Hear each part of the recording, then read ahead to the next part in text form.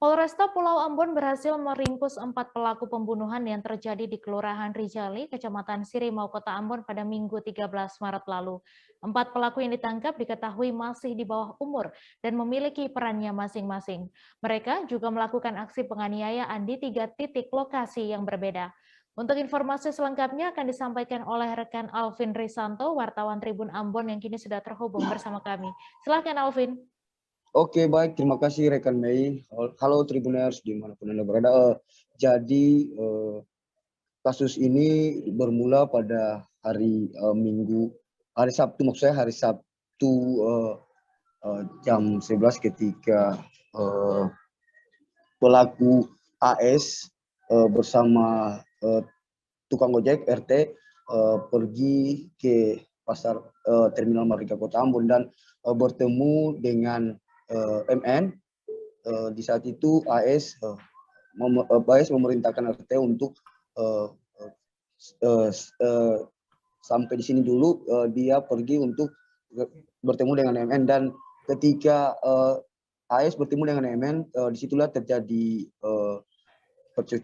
percekcokan antara keduanya, dan AS mengeluarkan sebuah pisau untuk menggeletak si MN, dan MN pun kabur, dan AS juga turut kabur. Dan pada saat kaburnya juga AS ke jalan tidak jauh dari Pasar Merdeka Kota Ambon, AS bertemu dengan keempat pelaku yang saat ini yang sudah diringkus, yakni AHP 19 tahun, JD 20 tahun, FCS 26 tahun, dan Abid 17 tahun yang masih di bawah umur. Dan di Jalan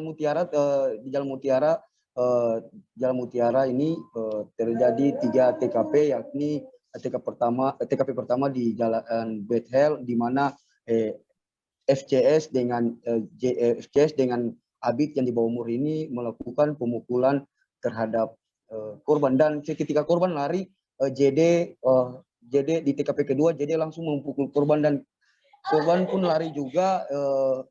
JD bersama AHP, JD memukul korban dan AHP langsung menikam korban, dan korban sempat lari tak jauh dari tempat pemukulan. Akhirnya korban AS ini meregang nyawa, dan pada saat polisi melihat bukti CCTV di tempat tersebut, tempat kejadian tersebut, mengetahuilah bahwa keempat ini pelaku ini punya identitas, dan akhirnya pelaku ini tidak sampai 2 hari pelaku langsung dibekuk oleh Satreskrim Polresta Pulau Ambon. Dan untuk pelaku ini dikenakan pasal berlapis, namun dari tiap-tiap pelaku berbeda pasalnya. Seperti untuk tersangka Abid dengan FCS yang cuma melakukan pemukulan dikenakan pasal 170 dan juga pasal 351,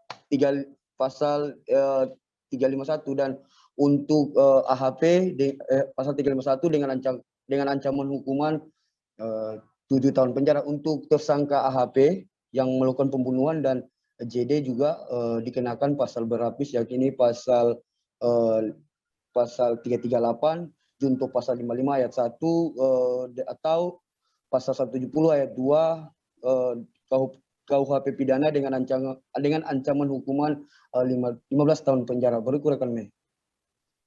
Baik, terima kasih Alvin atas laporan Anda, dan Tribuners, wartawan kami juga telah menghimpun wawancara dengan Kapolresta Ambon. Berikut tayangannya untuk Anda.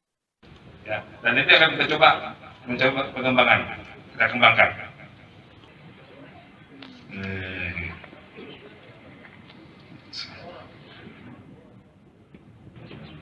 Intinya wira swasta alias tidak ada pekerjaan.